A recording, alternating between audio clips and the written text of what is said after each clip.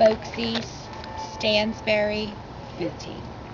Yep. And I am the second child of Ferdinand and Lydia Beauxis, and I'm one of Leontine's many nieces. And I will try to finish Popo and Aunt Teen's story for you.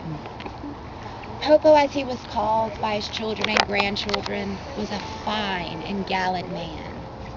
And Aunt Teen, she was a beautiful and elegant woman. But fate was not entirely kind to them. Do you see, our family, we never discovered why, but dear Popo, he lost his sight. And he would spend his later years dependent upon his children and grandchildren to help get him around. He did not let this grave disability ever stop him from visiting Aunt Teen.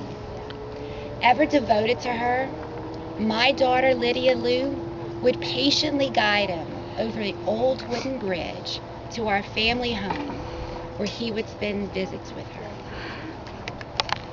And at that point, she was bedridden. You see, one day, Aunt Teen's settled and pleasant routine was shattered by a fall, and the doctors diagnosed her with a broken hip and urged her to have surgery. But Aunt Teen, she would hear none of it, and she would spend her later years confined to a bed. Her many nieces and nephews would visit her, and then there was Charlotte. Charlotte. And Charlotte would tend to her every need. Charlotte was not only her housekeeper, but also her companion. And there were the many visits that Aunt Teen enjoyed from her nieces and nephews, but the visit that she always enjoyed the most was from Popo. Popo died at the age of 61 in 1938, and I cared for Aunt Teen up until the time of her death at 80. I took up residence here in this old Catholic cemetery in 1967. Though fortune and times, they have changed through the years.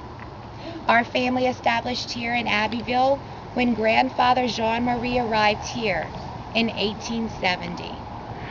And 3 of my siblings also settled in New Iberia, Port Barry, and Scott.